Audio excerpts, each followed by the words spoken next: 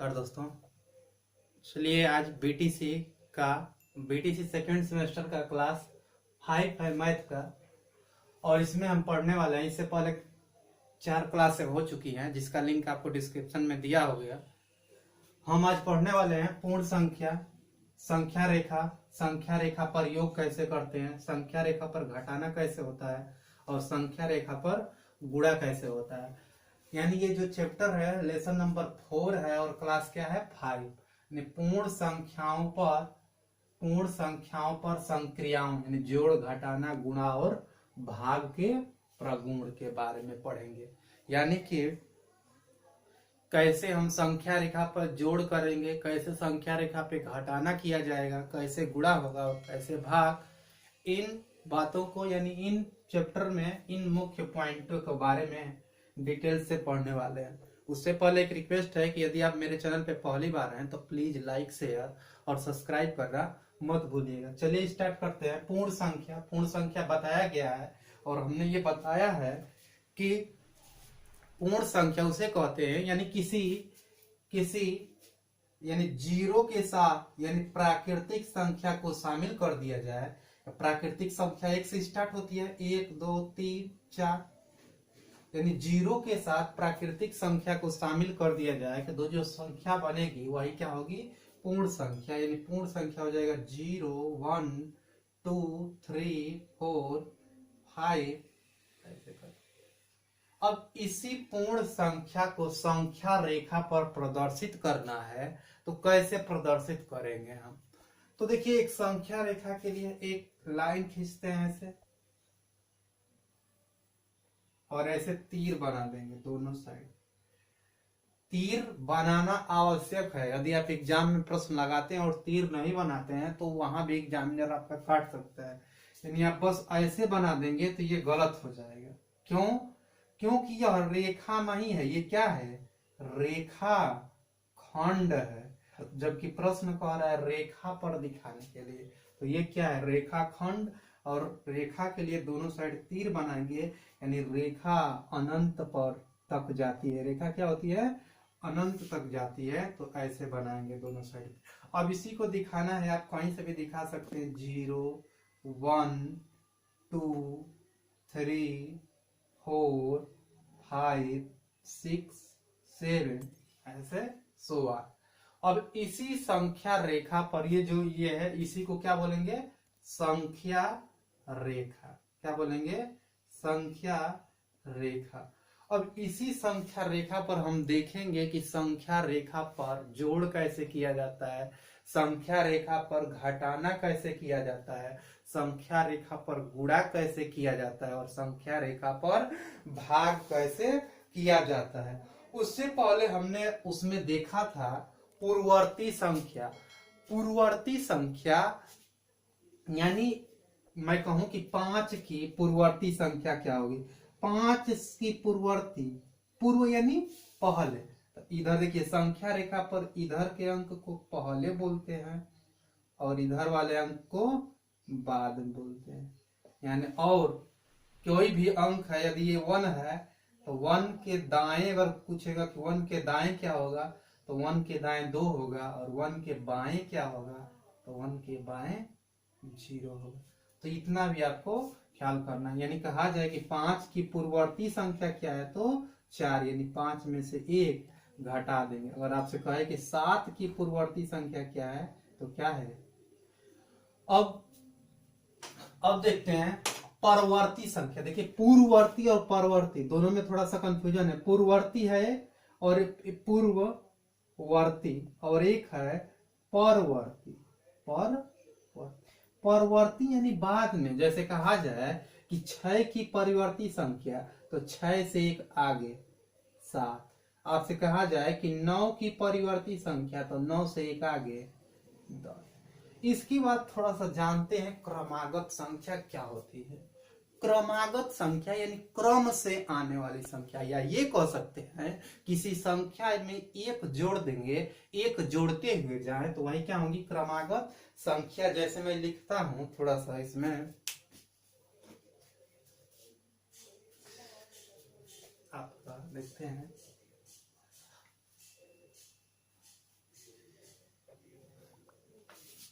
जैसे 15, 16, 17 कैसी संख्या है? क्रमागत। मैंने क्रमागत 3 संख्याएं लिखा, क्रमागत 3 संख्याएं हो गया ये। अब जैसे मैं कहूं कि 20, 21, 22, ये भी कैसी संख्या है?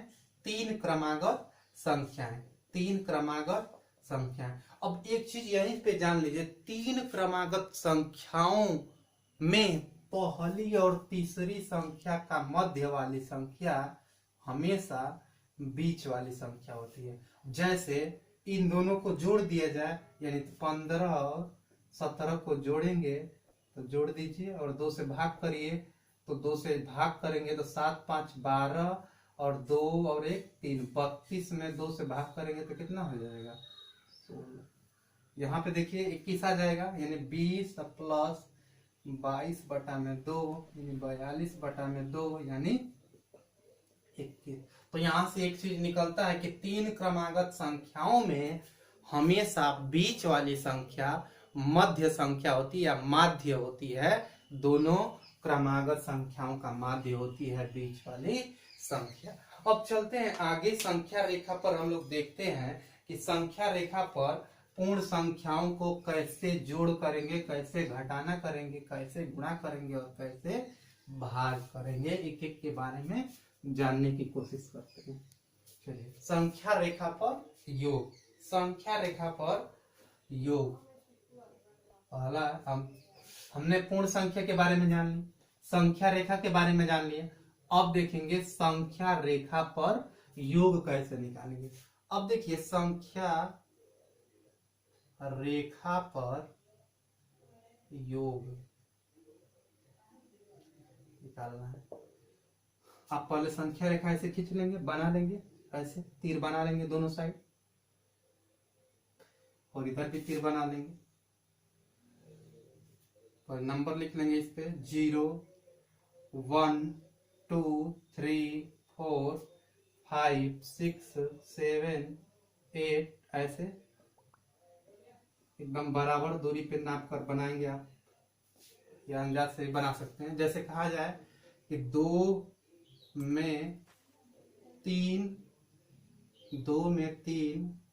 जोड़िए या जोड़ना है, 2 में 3 जोड़ना है संख्या रेखा पर। तो सर्वप्रथम आप यहां से 2 पर जाएंगे, कहा जाएंगे 2 पर, और 2 में कितना जोड़ना है? 3।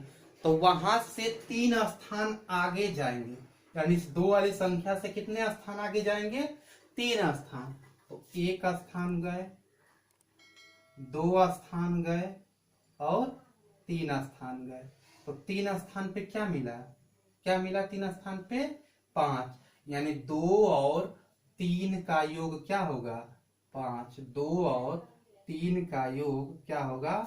5। तो आप ऐसे भी इसको दिखा सकते हैं। देखिए कैसे दिखाना चाहेंगे आप, तो 2 और प्लस 3 का योग क्या मिला? 5 मिला। तो आप देखिए ऐसे तीर के माध्यम से भी दिखा सकते हैं। क्या करेंगे? तीर के ऐसे माध्यम से हम लोग दिखाएंगे। और ऐसे ये एक और तरीका है, इसका दूसरा तरीका मैं बता रहा हूं, नीचे आपको यहीं पे ऐसे बना लेंगे आप 0, 1, 2, 3, 4, 5, 6, 7, 8 ऐसे बना लेंगे। 2 में 3 जोड़ना है ना, तो 2 पे आएंगे, 2 पे, यानी यहां से आप जाएंगे, 0 से आपने स्टार्ट किया और 2 में 3 जोड़ने पे 5 आ रहा है ना, तो 2 में 3 जोड़ा गया, यहाँ 5 पे चले जाएंगे आप, और आप यहाँ से इसमें इसको ऐसे करेंगे, आप यहाँ से लेकर आएंगे ऐसे, और फिर यहाँ से आप ऐसे कर लेंगे।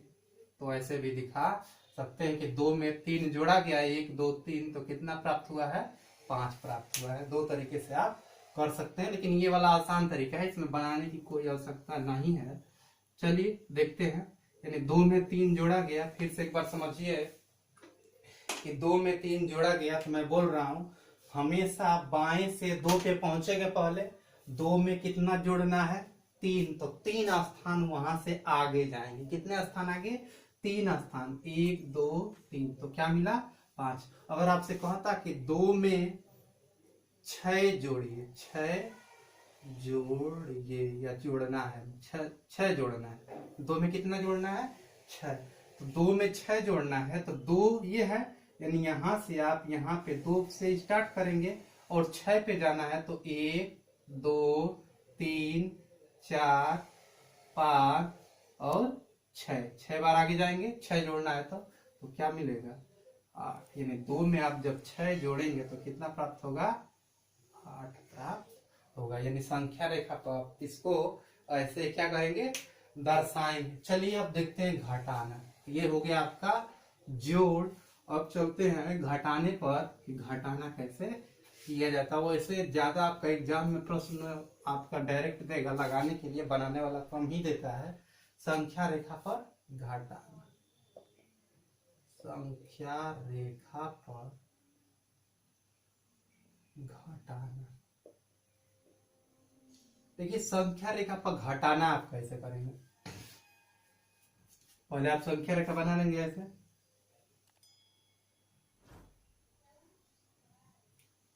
अब नंबर दर्शा लेंगे, 0 1 2 3 4 5 6 7 8, ऐसे नंबर दर्शा लेंगे आप।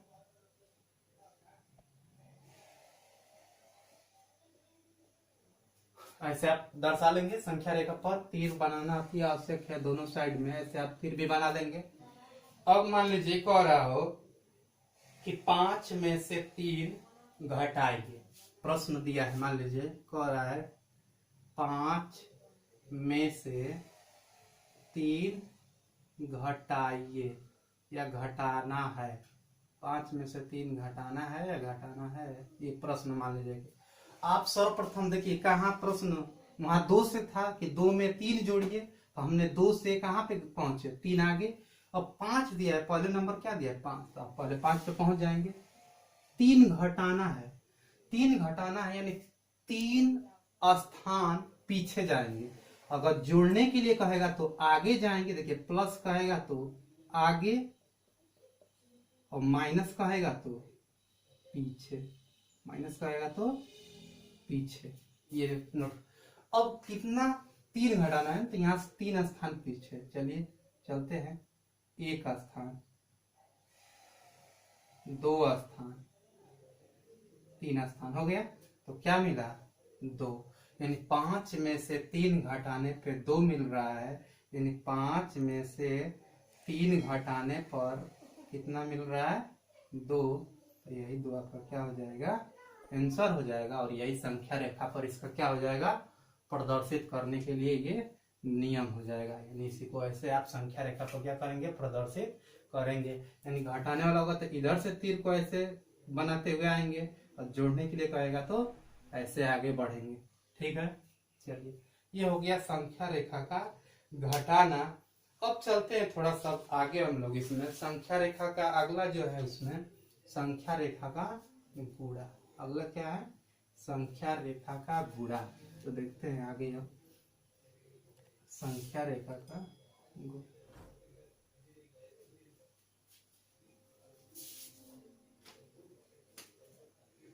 संख्या रेखा पर गुणा कैसे होता है देखते हैं। पहले संख्या रेखा बना लेते हैं यहाँ पे। ठीक, 0 1 1 2 3 4 5 6 7, ऐसे है। कह रहा है प्रश्न, आपका प्रश्न कह रहा है क्या? एक मान लीजिए प्रश्न है, कह रहा है कि 2 में 5 का गुणा कीजिए। 2 में 5 का गुणा कीजिए। माने प्रश्न है, क्वेश्चन कह रहा है संख्या रेखा पर 2 गुणे 5 को प्रदर्शित कीजिए। 2 गुणे 5 को प्रदर्शित कीजिए।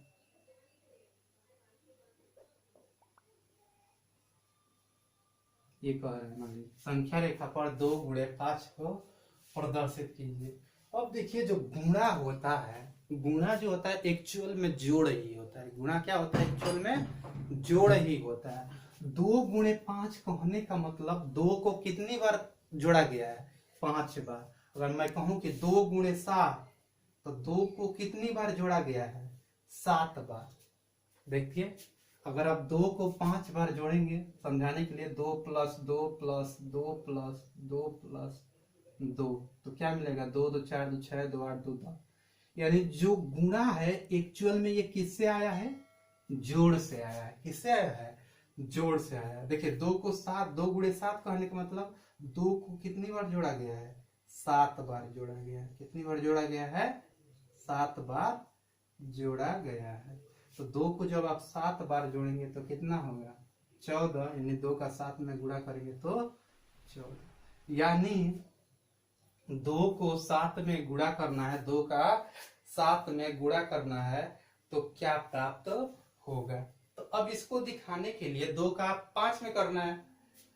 प्रश्न है 2 का 5 में गुणा कीजिए। तो 2 का यानी 2 को 5 बार जोड़ेंगे तो 10 पे पहुंचेंगे, तो इसमें और बढ़ा लेते हैं 10 तक। 8 9 10, 8 9 10। चलिए 2 का 5 में गुणा, तो आप ऐसे बढ़ेंगे, 2 2 से फिर 2 आगे, 2 में 2 जोड़े तो 4, 4 में 2 जोड़े तो 6, 6 में 2 जोड़े तो 8, और 8 में 2 जोड़े तो 10। यानी गुणा का होगा तो आप ऐसे ही दिखाएंगे। यानी 2 गुणे 5 का कहने का मतलब 2 को कितनी बार जोड़ा गया है? 5 बार। अगर मैं 5 गुणे 10 लिखूं तो 5 को कितनी बार जोड़ा गया है? 10 बार। ये हो गया इसका प्रदर्शन। मेरे ख्याल से आपको समझ में आ गया होगा। अब चलते हैं आगे, नोट कर लीजिएगा। आगे चलते हैं हम लोग थोड़ा सा इसमें। अब देखिए आगे है क्रमागत पूर्ण संख्या। क्रमागत पूर्ण संख्या जिसके बारे में हमने बता दिया। अब देखिए कुछ पूर्ण संख्याओं पर संख्याओं के प्रगुण। प्रगुण कहने का मतलब पूर्ण संख्याओं पर, पूर्ण संख्याओं पर, पूर्ण संख्याओं पर संक्रियाओं के प्रगुण। प्रगुण यानी कुछ नियम हैं, उन नियमों के बारे में। यानी जब हम जोड़ रहे हैं तो अगर हम 2 + 3 जोड़ रहे हैं तभी भी 5 प्राप्त हो रहा है, और 3 + 2 जोड़ रहे हैं तभी भी 5 प्राप्त हो रहा है। हम 2 + 3 + 5 जोड़ रहे हैं तभी भी 10 प्राप्त हो रहा है, और यदि हम 2 + 3 और +5 जोड़ रहे हैं तो अभी भी 10 प्राप्त हो रहा है। आखिर ये जो अलग अलग हम कर रहे हैं फिर भी मान सेम मिल रहा है, तो इन नियमों के बारे में किसने बताया या इन नियमों को क्या नाम दिया गया है, उसी के बारे में हम अध्ययन करेंगे। यानी 2 गुणे 5 है चाहे 5 गुणे 2 है, फिर भी मान क्या मिल रहा है? सेम मिल रहा है। तो इसके बारे में किसने बताया, उन्हीं के बारे में जानेंगे हम लोग। वही क्या होगा? प्रगुण होगा, नियम बन जाएगा वही। अब देखिए सबसे पहले जोड़ के बारे में चलते हैं हम लोग कि जोड़ पे कैसे सारे प्रगुण काम करते हैं। तो पहला जो इसमें पॉइंट है, पहला पॉइंट है कि पूर्ण संख्याओं पर योग के प्रगुण। पहला जो पॉइंट है हमारा, पूर्ण संख्याओं पर योग के प्रगुण। अब देखिए पूर्ण संख्याओं पर योग के प्रगुण में, पूर्ण संख्याओं पर योग के प्रगुण। अब इसमें है हमारा पहला, इसमें पहला है क्रम विनिमय नियम। क्रम विनिमय नियम। दूसरा है हमारा साहचर्य नियम। साहचर्य नियम तीसरा है हमारा, तीसरा है इसमें तीसरा इसमें है योग का तत्समक अवयव। सबके बारे में देखेंगे। योग का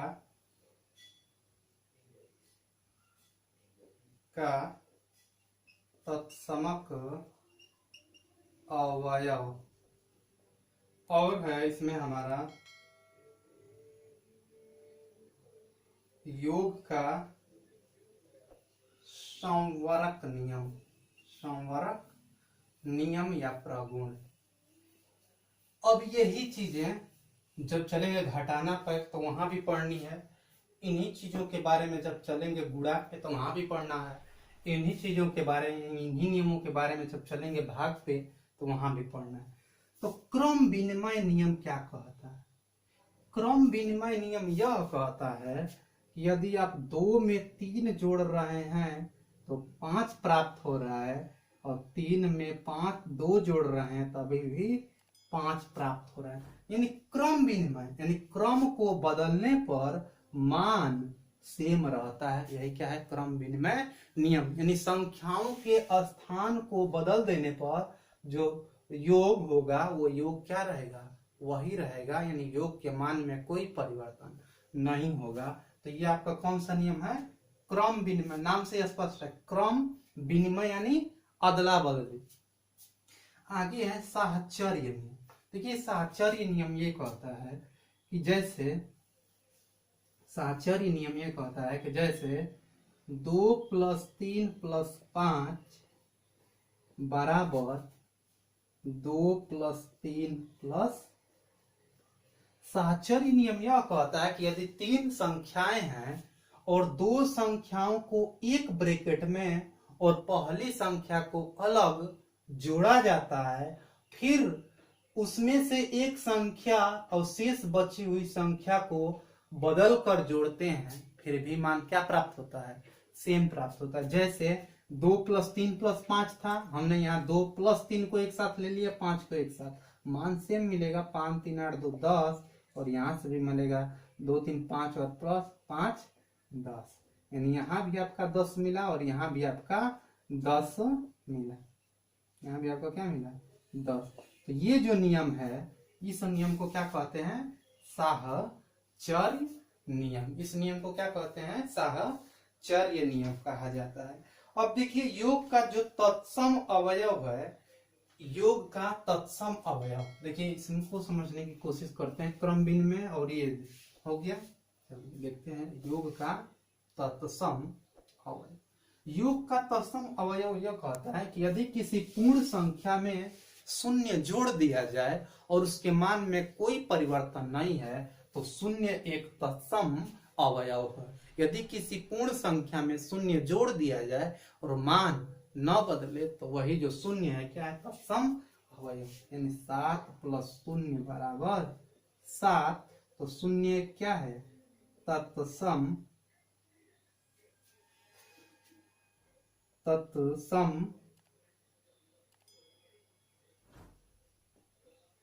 अवयव। तत्समक अवयव, शून्य क्या है? तत्समक अवयव। अब चलते हैं जो चौथा है इसमें हमारा, चौथा हमने लिखा है योग का संवरक प्रगुण। योग का है, योग का संवरक प्रगुण। देखिए योग का संवरक प्रगुण ये कहता है कि 2 पूर्ण संख्याओं का योगफल, 2 पूर्ण संख्याओं का योगफल सदैव एक पूर्ण संख्या प्राप्त होती है। 2 पूर्ण संख्याओं का योगफल सदैव एक पूर्ण संख्या प्राप्त होती है। देखिए 2 पूर्ण संख्या है, यहाँ 2 और 3 जोड़े तो 5, तो 5 भी कैसी संख्या है? पूर्ण संख्या। 3 में 10 जोड़े तो क्या प्राप्त हुआ? 13। यानी 2 पूर्ण संख्याओं का योग सदैव एक पूर्ण संख्या ही होता है। ये है आपका योग का संवरक प्रगुण। अब हमारा हो गया योग के बारे में। अब चलते हैं घटाने पर, यानी पूर्ण संख्याओं पर पूर्ण संख्याओं पर घटाने की संक्रियाएं, घटाने की संक्रियाएं। अब ये दूसरा था हमारा। अब दूसरे में देखेंगे पहला, दूसरा, तीसरा और चौथा। इसमें क्या देखेंगे? पहला, दूसरा, तीसरा और चौथा। घटाने वाला में देखते हैं, घटाने पर संवरक प्रगुण, घटाने पर क्रम विनिमय नियम और घटाने पर शून्य की तत्समकता और साहचर्य प्रगुण। यही चारों के बारे में देखते हैं।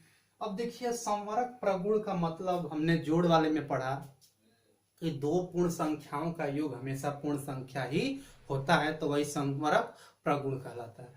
तो दो पूर्ण संख्याओं का घटाना, दो पूर्ण संख्याओं का घटाना सदैव एक पूर्ण संख्या यदि प्राप्त होगा तो संवरक प्रगुण घटाने पर लागू होता है, और यदि नहीं होगा तो नहीं लागू होगा।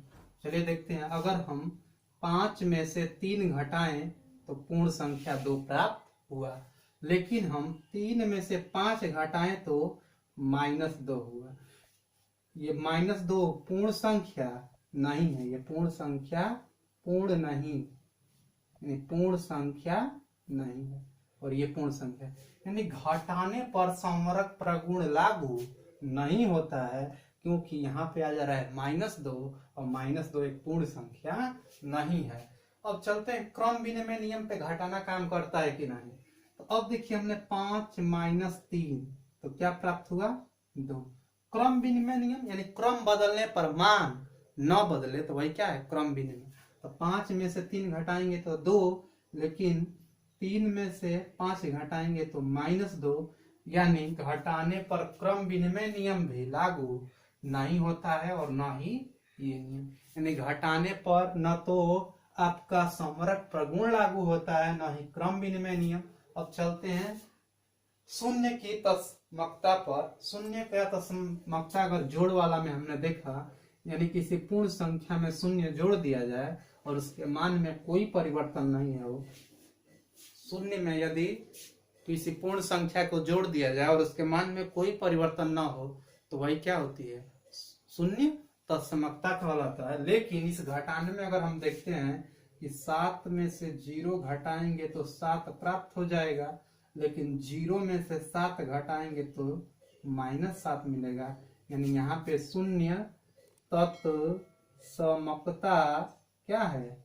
नहीं है, नहीं है, शून्य तत्समकता नहीं है। यानी 7 में से 0 घटाने पे 7 मिलता, फिर 0 में से अगर -7 घटाते फिर 7 मिलता, तो अब ये शून्य तत्समकता होता, लेकिन यहाँ मिल रहा है -7, अतः यह शून्य तत्समकता नहीं है। अब साहचर्य नियम क्या कहता है? साहचर्य नियम ये कहता है, अगर हम लोग जोड़ वाले में देखें, हमने जोड़ में देखा कि 2 + 3 + 5 और हमारा 2 + 3 + 5, तो दोनों साइड क्या मिल रहा था? 10 मिल रहा था। देखते हैं कि यहाँ पे मिल रहा है क्या? दोनों साइड अगर ऐसा करने पे घटाने पर सेम नंबर मिलेगा तो साहचर्य नियम या साहचर्य प्रगुण लागू होगा, अगर नहीं मिलेगा तो नहीं लागू होगा। तो चलिए देखते हैं, अगर हम 2 - 3 हम -5 कर रहे हैं, फिर हम यहाँ पे कर रहे हैं 2 - -3 - 5। चलते हैं देखते हैं क्या होता है। यहाँ पे हो जाएगा 2 - 3 - 5, तो 2 - 8, तो ये हो जाएगा -6। और यहाँ पे चलते हैं थोड़ा सा, अब यहाँ पे चलते हैं, देखिए 2 माइनस, यहाँ हो जाएगा -2 और ये हो जाएगा 2 -+2, तो यहाँ से मिलेगा 4 और ये मिला -6, यानी दोनों बराबर नहीं आए, यानी ये भी नियम माइनस वाले प्रगुण पे लागू नहीं होता है। यानी पूर्ण संख्याओं पर जो भी चारों जो नियम हैं, चारों नियम में से कोई नियम फॉलो नहीं करता है। अब चलते हैं गुणा पर देखते हैं, गुणा पे कौन कौन से प्रगुण काम करते हैं। तो पूर्ण संख्याओं पर गुणा की संक्रियाएं, पूर्ण संख्याओं पर गुणा की संक्रियाएं। अब देखते हैं यहाँ पे कि गुणा वाला में कौन कौन सा इसमें से नियम फॉलो करता है, गुणा वाला में कौन कौन से नियम फॉलो करते हैं। चलिए गुणा वाले में देखते हैं कि नियम क्या क्या फॉलो कर रहा है आपका। अब देखिए घटाने का संवरक प्रगुण। अब गुणा वाला में देखते हैं, गुणा वाला में वहां पे था कि प्लस वाला में हमने देखा कि दो पूर्ण संख्याओं को जोड़ने पे सदैव पूर्ण संख्या प्राप्त हो रही थी, घटाने वाला में नहीं हो रहा था। अब यहाँ पे देखते हैं कि दो पूर्ण संख्याओं का गुणा सदैव एक पूर्ण संख्या प्राप्त होगी तो संवरक प्रगुण लागू होगा। तो मैं ले रहा हूँ 2 और एक नंबर 3 और गुणा करा रहा हूँ तो 6। एक और देख लेते हैं 5 गुणे 3 तो मिल रहा है 15। यानी हम देख रहे हैं कि दो पूर्ण संख्याओं का गुणा सदैव एक पूर्ण संख्या प्राप्त हो रही है। यानी दो पूर्ण संख्याओं का गुणा, दो पूर्ण संख्याओं का गुणा सदैव एक पूर्ण संख्या होती है। यही क्या है, उसका संवरक प्रगुण है। अब चलते हैं क्रम विनिमय नियम, क्रम विनिमय नियम पे। क्रम विनिमय नियम ये कहता है कि अगर 2 में 3 का गुणा करेंगे तो 6 प्राप्त होगा और 3 में 2 का भी गुणा करेंगे तो 6 प्राप्त होगा। यानी गुणा में क्रम, यानी गुणा जो है क्रम विनिमय नियम का पालन करता है। अब चलते हैं शून्य की तत्समकता। शून्य की तत्समकता ये कहती है कि यदि दो पूर्ण संख्याओं का यदि हम गुणा कराएं, शून्य के साथ यदि गुणा कराएं और शून्य प्राप्त हो जाए, शून्य प्राप्त हो जाए तो शून्य का प्रगुण उस पे लागू होता है। लेकिन पहले जान लेते हैं कि शून्य की तत्समकता क्या होती है।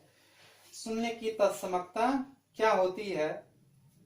शून्य की तत्समकता, तो देखिए अगर हम दो संख्याओं में शून्य से, अगर मान लीजिए हमने 7 में गुणा कराया 0 से तो 0, अगर हम 5 में 0 से कराएंगे तो 0, यानी शून्य पे तत्समकता काम नहीं कर रही है। तत्समकता का मीनिंग ही ये होता है कि यदि किसी ऐसे नंबर से गुणा कराएं कि पूर्ण संख्या में उस नंबर से गुणा कराने पर मान न बदले तो वही क्या होगा, तत्समकता। तो हम 1 पर देखते हैं तो 7 में 1 से गुणा कराएंगे तो 7 मिलेगा, 5 में 1 से गुणा कराएंगे तो 5 मिलेगा। यानी यहाँ पे एक क्या है, गुणा की तत्समकता। यहाँ शून्य की तत्समकता नहीं हो पा रहा है, किसका हो रहा है, 1 की तत्समकता। तो यहाँ शून्य की तत्समकता पे फॉलो नहीं कर रहा है, लेकिन जो 1 है ये 1 क्या है, गुणा की तत्समकता, गुणा की तत्समकता। अब देखिए थोड़ा सा जानते हैं गुणा का शून्य प्रगुण क्या कहता है। इसमें एक चीज, चलिए साहचर्य नियम के बारे में देखते हैं। मैं गुणा करा रहा हूँ 2 गुणे 3 गुणे 5 और यहाँ पे मैं गुणा करा रहा हूँ 2 गुणे 3 गुणे 5। यहाँ हो जाएगा 2 गुणे 5 15, 15 हो जाएगा, 15 दूना के 30 और यहाँ पे भी कितना प्राप्त होगा, 30। यानी गुणा पे साहचर्य प्रगुण काम करता है, गुणा पे साहचर्य प्रगुण काम करता है। गुणा में एक तत्समकता होती है। गुणा का इसमें देख लेते हैं, शून्य, शून्य का गुणा माने शून्य प्रगुण। गुणा के लिए कौन सा प्रगुण, शून्य प्रगुण। तो शून्य का शून्य में गुणा कराएंगे तो शून्य, 7 से 0 में गुणा कराएंगे तो 0, 0 का 7 में गुणा कराएंगे तो 0। यानी शून्य में किसी भी संख्या से यदि गुणा कराया जाए तो हमेशा नंबर क्या प्राप्त होगा, शून्य प्राप्त होगा। हमेशा नंबर क्या प्राप्त होगा, शून्य प्राप्त होगा। तो ये आपका हो गया गुणा। अब चलते हैं थोड़ा सा अब लास्ट इसका भाग पे, उसके बाद चलेंगे प्रश्नावली के प्रश्नों पे। तो हम चलते हैं अब किस पे, भाग के प्रगुण पे, यानी पूर्ण संख्याओं पर भाग की संक्रियाएं, भाग की संक्रियाएं, भाग की संक्रियाएं। चलिए देखते हैं भाग की संक्रियाओं में संवरक प्रगुण काम करता है कि नहीं। तो मैंने कुछ नंबर लिया है, 5 6 लिया है, यहाँ पे 2 5 और 0 5। 5 में अगर आप 6 से भाग करेंगे तो पूर्ण संख्या प्राप्त नहीं होगी। संवरक प्रगुण यही कहता है कि यदि किसी दो पूर्ण संख्याओं को जोड़े तो सदैव पूर्ण संख्या प्राप्त हो, योग वाला में देखें, यानी दो पूर्ण संख्याओं का भाग करें तो सदैव पूर्ण संख्या प्राप्त होगी। तो 5 में आप 5 का भाग करेंगे तो पूर्ण संख्या प्राप्त हो जाएगी, लेकिन हम 5 में 6 का भाग, 5 वाली संख्या में 6 से भाग करेंगे तो पूर्ण संख्या प्राप्त नहीं होगी। 2 में अगर हम 5 से भाग करेंगे तो पूर्ण संख्या प्राप्त नहीं होगी। 0 में हम 5 से भाग करेंगे तो पूर्ण संख्या प्राप्त नहीं होगी। यानी भाग की संक्रियाओं में संवरक प्रगुण लागू नहीं होता है। अब चलते हैं शून्य से पूर्ण संख्या में भाग। तो अब देखिए, जो शून्य से पूर्ण संख्या में भाग आप करेंगे किसी संख्या में, यानी मैं कहूं कि 5 में शून्य से भाग करिए, या मैं कहूं कि 15 में शून्य से भाग कीजिए, तो शून्य से भाग आज तक संभव ही नहीं हुआ है। यानी ये क्या है आपका अपरिभाषित, यानी आप किसी संख्या में ऐसे शून्य से भाग करेंगे तो इसे इन्फिनिटी बोलते हैं, और इन्फिनिटी का मीनिंग होता है अपरिभाषित।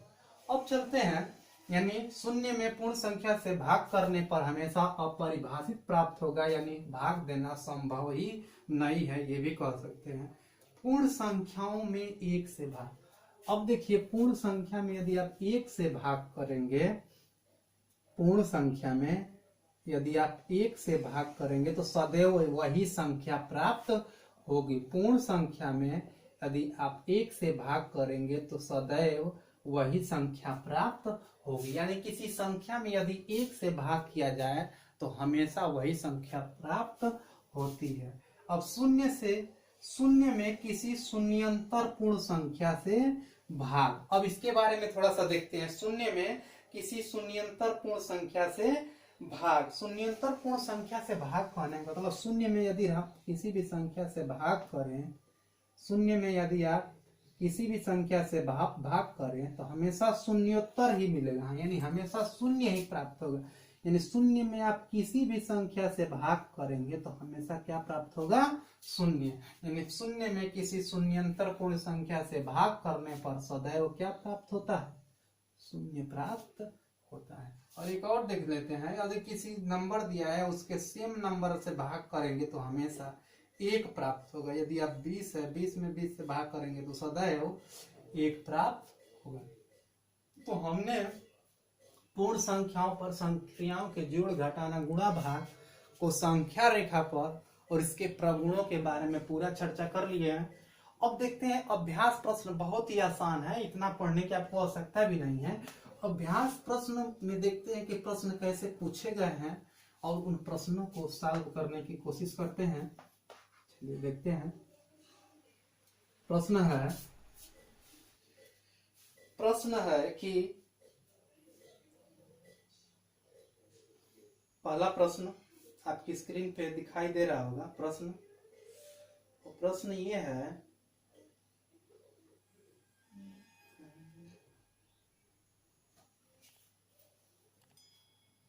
पहला प्रश्न है कि संख्याओं 20 और अगली जो संख्याएं दी है, कह रहे हैं कि इसकी क्रमागत संख्या बताए। क्रमागत यानी इसके जस्ट आगे वाली संख्या। तो 20 के आगे क्या होगा? 21।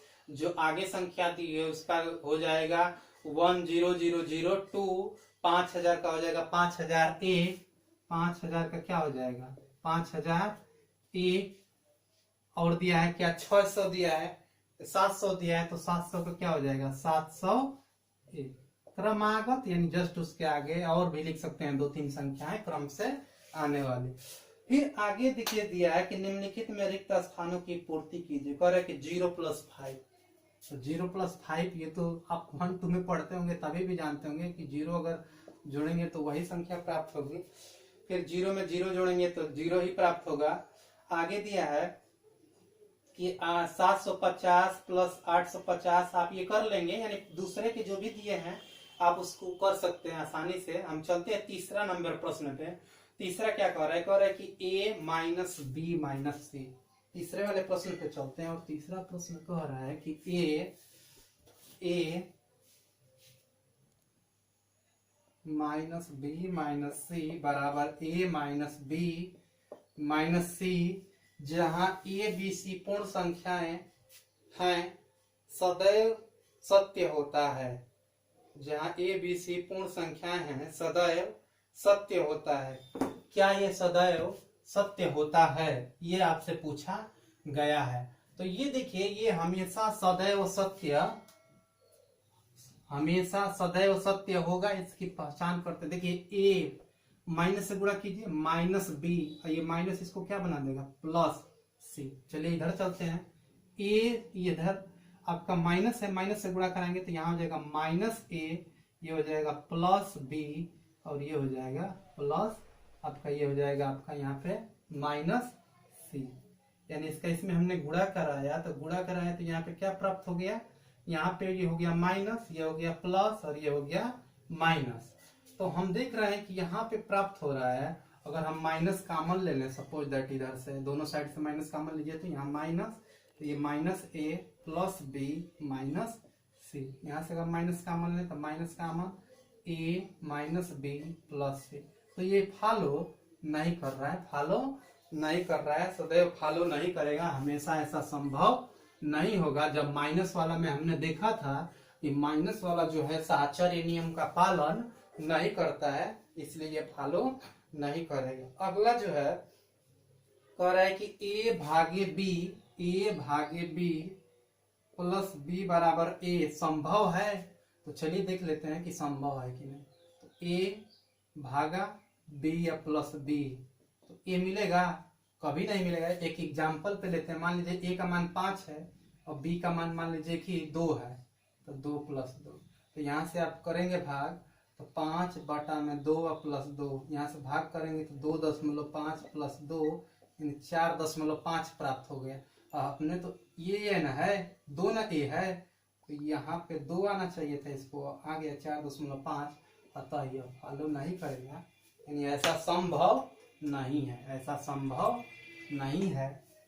अगला प्रश्न है कि संख्या इतने की परिवर्ती संख्या, परवर्ती यानी उसके जस्ट आगे वाली संख्या, तो आप इसको निकाल सकते हैं। फिर अगला प्रश्न है कि पूर्ववर्ती 78,950 की पूर्ववर्ती यानी उससे एक पहले जो संख्या होगी, यानी 78,949, विकल्प नंबर डी। अगला प्रश्न है निम्नलिखित संख्याओं में से पूर्ण संख्या है, तो 2, 10, 50 उपर्युक्त सभी, तो उपर्युक्त सभी पूर्ण संख्या हैं। योग का तत्सम अवयव क्या होता है, तो योग का तत्सम अवयव 0, विकल्प नंबर 4, विकल्प नंबर 4। और गुणा का तत्सम अवयव 1। हाँ, ये कह रहा है 3 + 3 = 6, यह किस नियम का पालन करता है, तो योग का संवरक नियम। योग का संवरक नियम क्या कहता है कि यदि 2 पूर्ण संख्याओं को जोड़ा जाए और सदैव एक पूर्ण संख्या प्राप्त हो, तो उसे क्या कहते हैं, संवरक प्रगुण के नियम को फॉलो कर रहा है, यानी 3 + 3 = 6, संवरक प्रगुण को फॉलो कर रहा है। आगे दिया है लास्ट जो प्रश्न है, लास्ट नंबर प्रश्न, 3 × 4 + 5 का मान बराबर होगा। 4 ऑप्शन दिए हैं, अब आप इसका आंसर आसानी से बता सकते हैं। यही थे, देखिए कितना आसान प्रश्नावली है। तो ये वीडियो आपको कैसा लगा है, लाइक शेयर और मेरे चैनल को सब्सक्राइब करना मत भूलिएगा। हम इसका अगला चैप्टर पढ़ेंगे, चैप्टर नंबर 5, जो इसी से रिलेटेड है, जो चैप्टर इसी से रिलेटेड है। आपका टोटल जितने भी चैप्टर हैं उन चैप्टरों में मुझे लग रहा है 1 और 2 क्लास जाने के बाद आपका आधा सिलेबस मैथ का खत्म हो जाएगा और आधा ही केवल बचेगा। बाकी जो यदि आप इसको पहली बार देख रहे हैं इस वीडियो को, तो जो इसके पीछे की क्लास है उसको आप जरूर देखिएगा और लाइक शेयर सब्सक्राइब करना मत भूलिएगा। थैंक यू, जय हिंद।